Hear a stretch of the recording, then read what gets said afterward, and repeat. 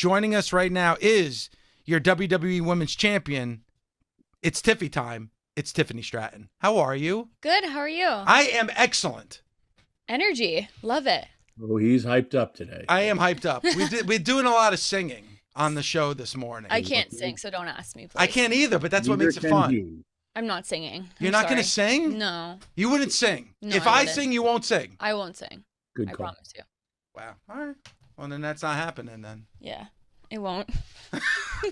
It's time, David. I'm gonna does what she wants. Yes. Well, I'm not gonna have her do something that she doesn't want to do. I don't mind having a terrible voice and singing. It doesn't bother me at all. It bothers the people who have to listen to it, but it doesn't bother me at all. What would we sing? That was the question, because obviously I'm a lot older than you are. So songs that you like probably aren't songs that I like, and vice versa. That's very true. Do you know Sabrina Carpenter? You know what, Kelly, one of our producers, through Sabrina Carpenter, I was a big fan of her grandma. Was she the singer in the Carpenters? No. Oh. Then, I don't think so. No? Then I don't know any Sabrina Carpenter. Should I know some Sabrina Carpenter? I think you should. Espresso, David. Oh, he knows. You like this? I have seen Miss Carpenter in small places. I've seen her 4 times, so thank you very much. I have twin daughters, so I'm the cool dad who goes to the concerts. Heck yeah, I love that. Do you like Cannibal Corpse or like Slayer or anything like that? Slayer? I think I know of Slayer. My dad was actually in a rock band, so. Wait, your dad was in my dad is in a rock band. Really? Mm-hmm. All right, so what are some songs that your dad sings? My dad was in a Kiss cover band, so a lot of Kiss, Megadeth, AC/DC. All right, so do you know any Kiss songs? I mean, I do. I just don't know the names of them. Like, okay. Just ask me one. Like rock and roll all night and party every day. I wanna rock and roll all night. Yeah, I know that song. You just sang. You're welcome. You literally manipulated me into that. You were wonderful. Thank you. Yeah, you have a great voice. What are you talking about? You think so? Everyone thinks my voice is annoying. Well, when you talk, but when you sing, it's not that different. I'm not changing anything. Well, that's why I wanted to talk to you, Tiffany, because you've been a frequent guest on the show, so thank you very much. You're welcome. The first time we had you on, I remember talking to Tommy, right, Tommy? Do you remember this? Yes. And we weren't sure of, like, who did we just talk to? Was she in character, or is that the real her? Like, we were dumbfounded, you know? Yeah. And you're talking about professional wrestlers, and you're talking about a fan for over 40 years. And when you got off the air, we were like, we weren't sure. And then we had Greg Gagne on as a guest. And Greg Gagne's like, I don't know. So, and he trained you. Greg knows. Yeah, Greg knows. He knows. Well, maybe he just didn't want to tell us. Yeah, I don't. So I'm like, so now, like, listen, it's working for you. I can't connect with you as like the good guy, the person that's getting cheered. Yeah, I've heard you guys say this a couple of times. Yeah, probably more than. Call him out on it, Tiff. Come on. Go ahead. I just, I got cheered starting in Australia, Mm-hmm. and it made its way to America. So why would I change anything? Why would I start acting different if, the mean girl persona is working and people are liking it and they're cheering me? I feel like the moment I do start acting like a good guy, I feel like that's when the people would turn on me and maybe start booing me. So why would I change anything? I feel like you're manipulating me right now. I don't know. I think that's a wonderful answer. Thank also, you. because I always say, what got you to the dance? Why would you change that? I love that answer of you. And it's very, very authentic as well. From times interviewing, I remember the second time we interviewed her and I was like, whoa, she's getting really good at interviews, but with us. Yeah. And I was also like, this character, not so much as is it a character, but she's knowing who she was at a very, very young experience level in the industry. But that answer was fabulous because it is true. If they're cheering for you when you're being a jerk, hey, they're cheering for you. That's their decision, not hers. And really, my criticism comes from connecting with the character that I first met and I first talked to and that I first got attracted to watching on NXT. So I can't even really say it's a criticism. It's more of like, I connect to this side of you. And because I did so much, it's hard for me to connect to this other side of you. But you're just kind of being yourself. Right. And it's working. Right. If it's not broken, don't fix it. Nice. Double in your face. Yeah, basically. Can I ask 2 questions that I really want to ask? Oh, gosh. Sure. Number 1, your favorite moment in WWE? My favorite moment. It's a really good question. I've got a couple of really good moments in my short career. I have to say Australia was probably one of the best moments of my career thus far. Just having the crowd behind me in my first ever big PLE in a foreign country was such a confidence booster, and I felt it in the moment. It wasn't like I was blind to the crowd there. Like, I felt them cheering for me. I was like, this is my moment. I was waiting for me to get out the cage. And once I got out of the cage, there was like no nerves in me. I was full throttle, hitting everything that I was going to hit. And it was just such a transformative moment for me. I was so confident hearing the crowd behind me, and I actually heard it because you hear all these wrestlers and they're like, oh, I don't hear the crowd, like I'm so focused on wrestling and making sure I hit my stuff. So I was just so in the moment that day, and that changed me. It changed my mindset on wrestling and my career and my confidence.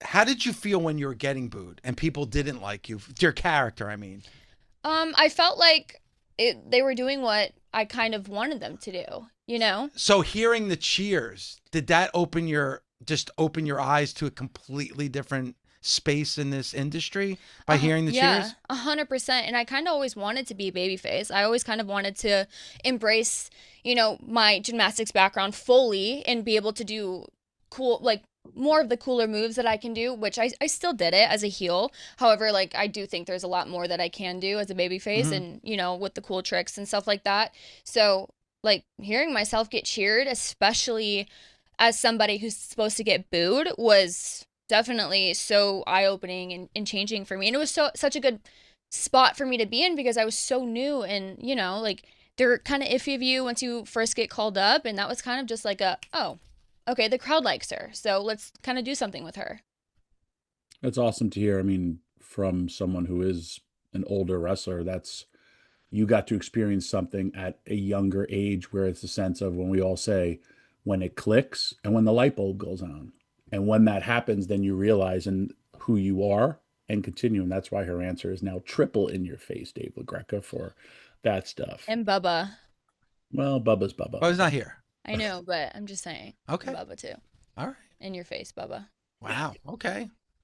We'll play that. Shocker. I say that all the time, but I also say with a heavy tone in the front of it or on the back of it. I make fun of his weight. Wait, yeah, I'm not even going to get involved. That's between them.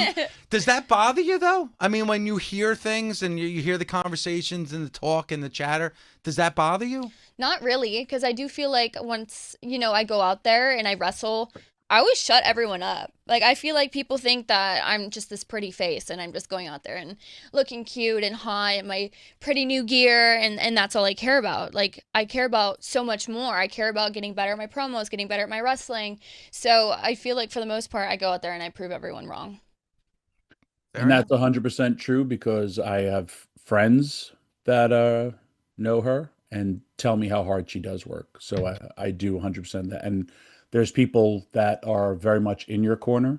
And when other people go out of their way to talk positive about you, I think that's awesome to see. But my other question was blocking out the social media noise because it's a different generation. How do you deal with that? So I have a good support system. I have my family, my friends, and I kind of just lean on them. Or I completely sign off. Like, I really don't go on Twitter that much just because I'm not really a fan of Twitter or X, whatever you want to call it. I'm mostly on TikTok, and TikTok is like my safe space. There is no wrestling. It's all just reality TV, trends, dances, and stuff like that. So I really don't scroll that often, and Instagram isn't really bad. It's honestly mostly X. So I don't really go on X, and it doesn't really bother me. Smart move. Understood. Coming up this weekend, Saturday, you and Jade for the championship. SummerSlam, MetLife Stadium. This is not your first time in a stadium. Like, do you get nervous? I mean, this is, over the course of the weekend, you're going to have over 90,000 members of the WWE universe cheering on their favorite superstar. Do you get nervous? Because I'm super excited for SummerSlam. I get nervous before I go and do an NXT coconut show. Like, I get nervous every single time I go out and wrestle. Are you kidding me? I'm still so new, and I don't think that'll ever change. I think I will always get nervous, and I think it's good for me to feel nervous. I feel like that's a part of the plan for me. Like, I have to get nervous in order to perform well. I perform very well under pressure. So if I'm not nervous, there's something wrong. Okay. I mean, and so I can understand that. Yeah. And I think, do you feel like if you stop being nervous, it's almost like something is completely missing here? Because oh yeah. Yeah. Oh yeah. I work myself up sometimes, like too much. So I do feel like I could chill a little bit, but no, it's good for me to be nervous and be a little, sweaty and stuff before I go out there. I try and I blow myself up before my matches too, so that always helps. I do like a bunch of air squats and burpees and stuff, so that will help me. But I think it's good for me to be nervous. I still haven't gotten over what you did to Nia Jax, but that's another story for another day. What did I do? Well, you turned on her. What do you mean? That was inevitable. She was a bully. And I warned her. And I warned Nia Jax, and you were there for that, and I warned her, and she didn't listen. Look what happened. Jade Cargill. You talk about somebody who's amazing and athletic. I'm looking forward to this. Me too. Like, is this something like, how do you feel about the chemistry that you have with Jade Cargill in the ring? Yeah, so we actually had a match a couple weeks ago. Something like that. They all just blend together. But I do remember our match, and I thought we had actually really good chemistry. So I'm really excited. She does a lot of cool stuff. She's very strong. She's very powerful. She's beautiful. Obviously, you look at her and you're like, okay, this girl could be the next big thing in wrestling. So I'm super excited going into this. It is actually my first SummerSlam ever. So I have been making my own history on top of it being the first ever 2-night SummerSlam. So I'm excited and I'm nervous for that. How do you like doing the media now that you're champion? Like you said, you've only been doing this a short time, but you're somebody that everybody wants to talk to. Like, how has it been being in New Jersey and being in New York doing the media? I can't lie. It was a little annoying waking up this morning at 5:30 and having to slap some makeup on and go talk all day. However, once I get rolling, I actually quite like it. Okay. I kind of like talking about myself. I got to be honest with you. I had to get up at 5:32 and I had to put gel in my hair to get ready for the day, but it was worth coming in to talk to you. No makeup? Yeah, I don't do the makeup thing. Why not? Because, what could possibly... He's naturally beautiful. Yeah, there's nothing that's going to improve this. It is what it is. As you get older, you don't care. You care less and less. Yeah, I'm kind of getting there. Nah, I'm kidding. Please, you're like, it's not even, come on. It's not even a discussion, but you are enjoying it though, because this is the big city. It's New York City. And then being a WWE superstar, this is part of the lifestyle. Yeah, actually funny story. We were in between going to, different media outlets, and I opened the door to my car service, and it's Paul Wesley, Stefan Salvatore from the Vampire Diaries. Sorry to get so off topic, but he was in the car, and I was like, oh my gosh, can I get a picture with you? So it's cool being in New York and seeing all these celebrities and stuff like that. You never know who you'll run into. I don't know what that is. Oh, well. You're not wrestling. If you said Gangrel, he'd know who it was, but yeah. Is that a TV show? Yeah, Vampire Diaries. It was like my favorite TV show ever. Oh, okay. Yeah. All right.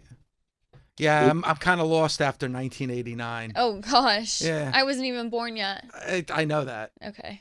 You weren't part of Team Stefan, David? Team Stefan. There's Damon and Stefan, the two brothers. Come on. I was Team Stefan for the longest, but I can't lie. I turned and I'm kind of now Team. Of course, because he turned. That's why. Yes, he was the babyface in the end. Just like your career. I love it. Full circle.